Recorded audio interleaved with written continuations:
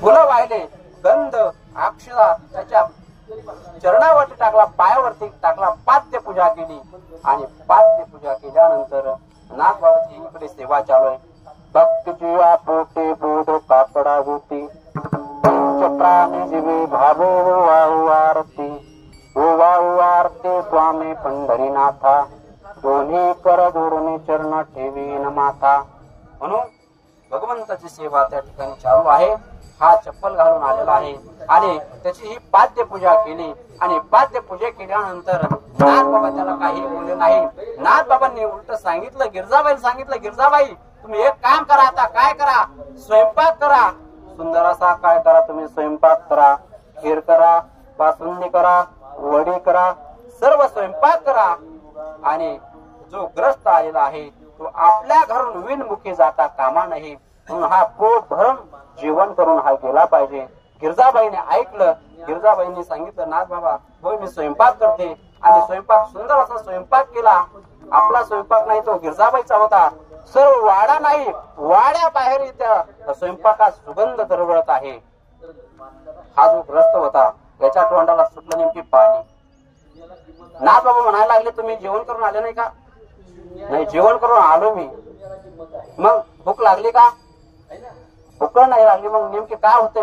तुमचा स्वयंपाकाला सुगंधच असा आहे की माझ्या तोंडालाच पान सुटले. म्हणून असा सुंदर स्वयंपाक त्या ठिकाणी चालू आहे आणि स्वयंपाक झाल्यानंतर त्या ठिकाणी त्या ग्रस्ताला बसायला टाकलं आणि बसायला टाकल्यानंतर गिरजाबाईने ताट केले आणि सुंदर स्वयंपाक तो ताट त्या ग्रस्ताला वाढलं. नाथबाबाला हे वाढलं. फुल पोट भरून त्या ग्रस्ताने काय केलं? जेवण केलं आणि जेवण केल्यानंतर जो ज्या कामासाठी आलेला होता का त्याच्या नंतर ते लक्षामध्ये आलं, मी नेमकी या ठिकाणी कशासाठी आलेलो आहे. सुंदर पोट भरून स्वयंपाक जेवण केलं आणि जेवण केल्यानंतर नाथबाबा जेवत असताना, तो ग्रस्त जेवत असताना नाथबाबा म्हणतात, गिरजाबाई वाडा त्यांना काय पाहिजे? वाडा, खीर वाडा, बासुंदी वाडा, काहीतरी वाडा ना त्यांना.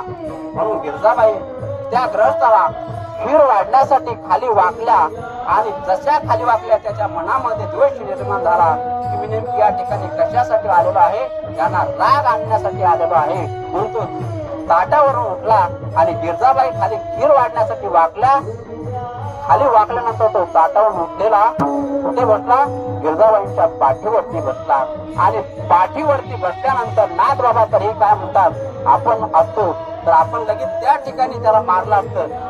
जे आपल्या कुणाकडेही नातेवाईकाकडे, आपल्या बहिणीकडे, मंडळीकडे जो बोट करतो त्याचा आपण बोट काढतो, जो डोळे वटरून बघतो त्याचा किती राग येतो, वाटते ते डोळे काढावे काय, असं आपल्याला निर्माण होतं महाराज. पण ते नाथबाबा आहेत. नाथबाबा काय म्हणले, गिरजाबाई तुमचा तोल जाईल, जे तुमच्या पाठीवरती ग्रस्त बसलेत ना ते खाली पडते, त्यांना लागल, म्हणून तुम्ही व्यवस्थित तोल सांभाळून वाढा.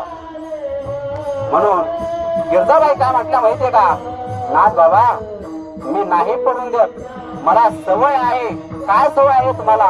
मला माझ्या हरिपंडिताला पाठीवरती घेऊन मला वाढण्याची सवय आहे, म्हणून मी त्यांना अजिबात करून देत नाही.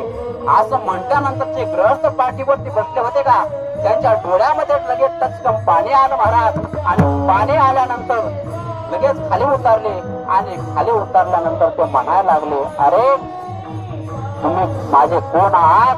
माझे माय आहात आणि माझे बाप आहात.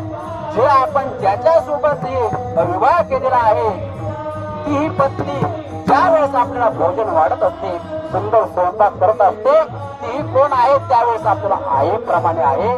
म्हणून तो म्हणायला लागला, माझं जे चुकलेलं आहे नाथ बाबा, गिरजाबाई काकी मला माफ करा, माझ्याकडून जे अपराध झालेले आहेत ते क्षमा मला काय करा, माफ करा. त्यावेळेस नाथ बाबा गिरजाबाई म्हणायला लागल्या, तुमच्याकडून काही चुकत झाली नाही तर तुम्हाला नेमकी माफ काय करायचं? मला माझ्या हरिपंडिताला पाठीवरती घेऊन वाढण्याची सवय आहे आणि मी माझ्या तुमच्याकडे ज्या भावनेने पाहिलं आहे ना, ज्या भावाने तुमच्याकडे पाहिलं आहे तो भाव माझा काय आहे, तुम्ही माझा मुलगा आहात, त्या भावाने मी तुमच्याकडे पाहिलेला आहे.